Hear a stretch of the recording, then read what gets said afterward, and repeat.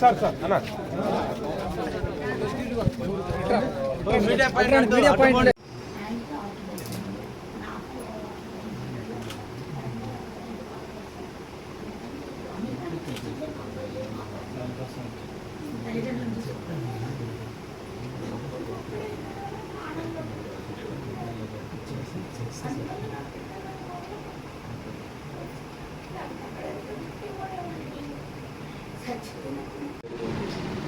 ఈ టైంలో నువ్వు మధు పాత్ర తల్లి పాత్ర రెండు నువ్వే పోషించారు.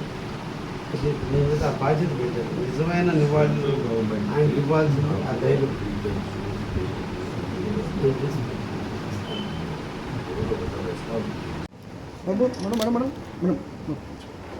చూడమ్మా.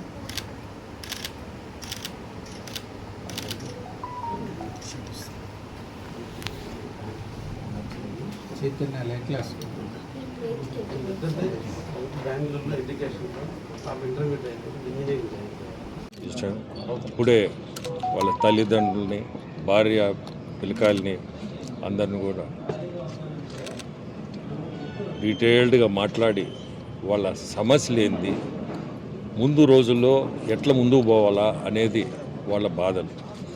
వాటిల్లో మనము ఒక పార్లమెంట్ మెంబర్గా, ఒక ఎమ్మెల్యేగా, ఒక ఎమ్మెల్సీగా అందరం పబ్లిక్ రిప్రజెంటేటివ్స్ ఇంతమంది పోయి అక్కడ ఈరోజు వాళ్ళు ఏమేమి చెప్పారో ఇని సెంట్రల్ గవర్నమెంట్ నుంచి మనం చేయగలిగింది ఏం చేయగలుగుతాం.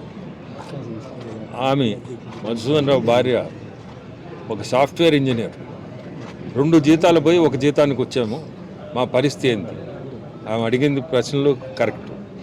ఖచ్చితంగా దీని మీద సెంట్రల్ గవర్నమెంట్లో మన ముఖ్యమంత్రుల ద్వారా అయినా ఖచ్చితంగా దీన్ని సీరియస్గా తీసుకొని సెంట్రల్ గవర్నమెంట్ నుంచి మనం ఏం సహాయం చేయగలుగుతాము ఈ ఫ్యామిలీకి, చదువుకు కానీ అన్ని విధాల సెంట్రల్ గవర్నమెంట్లో మనం ఏదైనా ఉద్యోగం ఇప్పించగలిగితే వాళ్ళ కోరిక మేరకు వీళ్ళకి మనము భవిష్యత్తు మనం చూపించిన వాళ్ళు అవుతాం.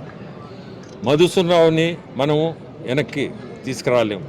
కనీసం వాళ్ళ ఇంట్లో కొంచెం ఉన్న మనశ్శాంతి కలగాలంటే ఖచ్చితంగా మేమందరం కలిసికట్టుగా వాళ్ళకి ఏదైనా వాళ్ళు అడిగిన కోరికలు మనం తప్పకుండా చేయాలనే ఉద్దేశంతో ఈరోజు వాళ్ళతో మాట్లాడడం చాలా దురదృష్టకరం. ఇటువంటి దీనికి రావాల్సి వచ్చింది. ఈ కార్యక్రమానికి చాలా బాధగా ఉంది. అట్నే ముఖ్యమంత్రి గారు స్టేట్ గవర్నమెంట్ తరఫున 10 లక్షలు చెక్ కూడా ఇప్పుడే అందజేశాము. సెంట్రల్ గవర్నమెంట్ నుంచి కూడా మనం చేయగలిగింది చేస్తామని కూడా మాట చెప్పి వచ్చాము. ఖచ్చితంగా కూడా ప్రయత్నం చేస్తాం. ఇటువంటిది జరగకూడదు. ఒక టూరిస్ట్ స్పాట్లో జరిగింది. అదే అటువంటి సిచ్యువేషన్ ఎందుకు వచ్చిందో కూడా ఈరోజు సెంటర్లో కూడా చాలా సీరియస్గా తీసుకున్నారు. ఎందుకు తీసుకున్నారంటే ఇది టూరిస్ట్ స్పాట్లో టెర్రరిస్ట్ అటాక్ అంటే ఎక్కడో ల్యాప్సెస్ అయితేనే కదా ఇటువంటిది జరిగిందని వాళ్ళు కూడా చాలా సీరియస్గా తీసుకొని దీన్ని ఎంక్వైరీ కానీ ఎట్లా ముందుకు పోవాలా.